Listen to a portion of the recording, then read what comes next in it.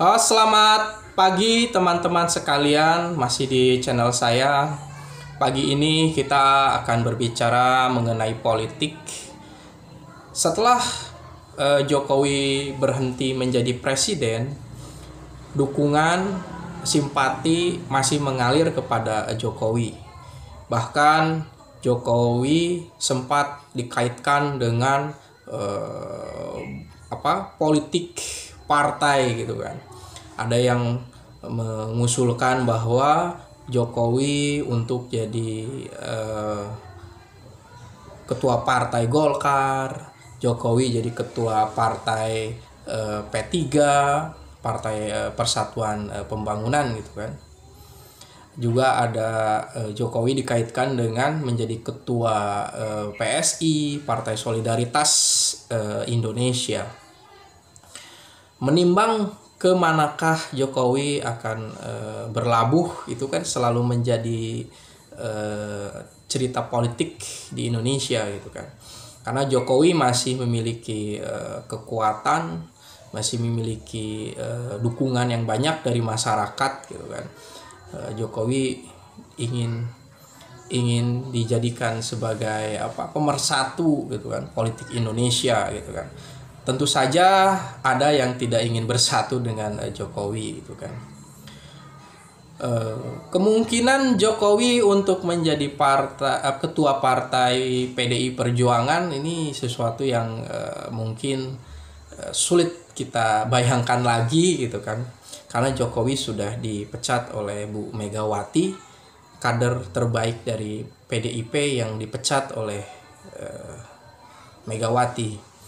Untuk masuk menjadi ketua Golkar ada pertimbangan yang lebih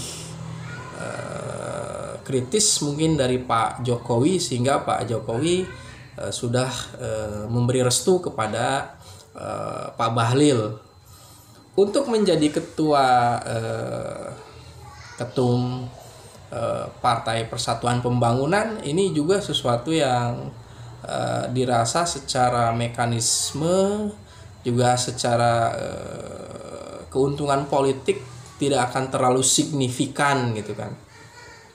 Yang menjadi menarik tentu saja adalah Partai Solidaritas Indonesia, partai yang tentu di Pileg tahun 2024 itu masih 2,8% ya, tidak masuk parlemen, tetapi memiliki suatu potensi untuk menjadi lebih besar gitu kan di kemudian hari gitu kan.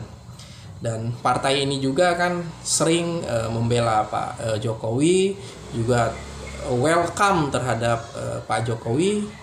Saat ini kan anaknya masih menjadi ketua partai, Kaisang. Lalu apakah Pak Jokowi akan menggantikan Kaisang? Kalau dari sisi pergantian anak bapak, ya tentu saja ini akan menimbulkan suatu kritik gitu kan, partai anak bapak gitu kan. Tapi pada satu sisi PSI itu kan berusaha menghadirkan suatu keterbukaan, pemilihan yang terbuka gitu kan. Ya ini tergantung kader PSI mau milih siapa gitu kan, mau milih Jokowi atau memilih Kaisang. Ini kan sesuatu yang gimana kader dari PSI gitu kan. Dan tentu saja tokoh sebesar dari Jokowi itu bisa menambah suatu keuntungan bagi PSI, baik secara dukungan masyarakat, juga secara strategi berpolitik, komunikasi politik gitu kan.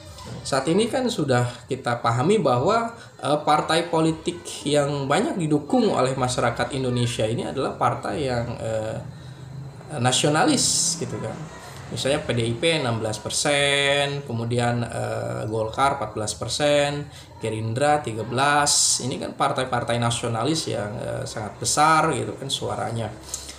Partai Islam ya misalnya yang paling besar kan itu PKB, Partai Kebangkitan Bangsa yang 10% lah gitu kan.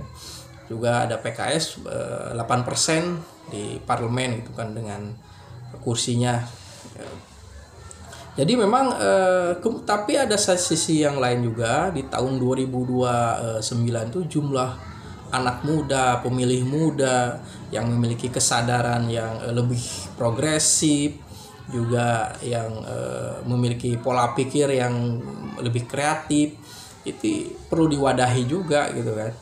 Mereka tentu saja harus diajak, harus diberikan konsep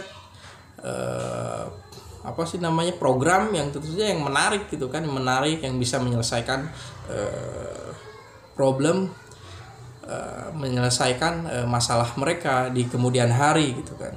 Saya pikir ini sesuatu yang strategis juga, karena partai PSI ini memiliki suatu jargon partai yang anak muda gitu kan, banyaknya anak muda di sana gitu kan, dan bisa mewadahi kepentingan anak muda, Gen Z atau generasi Alpha, Beta selanjutnya.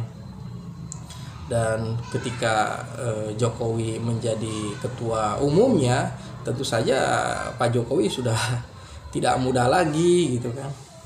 Nah, di sini bahwa PSI mungkin memiliki strategi yang lebih tepat untuk mempertimbangkan apakah hanya sekedar penguatan dukungan atau memang menghadirkan sosok yang lebih muda gitu kan. Meskipun memang Pak Jokowi ini melintasi setiap generasi gitu kan. Ya kita lihat saja, anak dari TK, dari orang tua, dari anak muda ya datang ke rumah Pak Jokowi untuk melihat atau bersilaturahmi dengan Pak Jokowi. Hingga hari ini kita masih menyimpulkan bahwa siapa yang akan menjadi ketua umum PSI yang baru. Kita lihat nanti juga bagaimana kiprah Pak Jokowi selanjutnya, apakah akan menjadi simbol pemersatu kekuatan partai Kim. Ini akan kita saksikan. Terima kasih.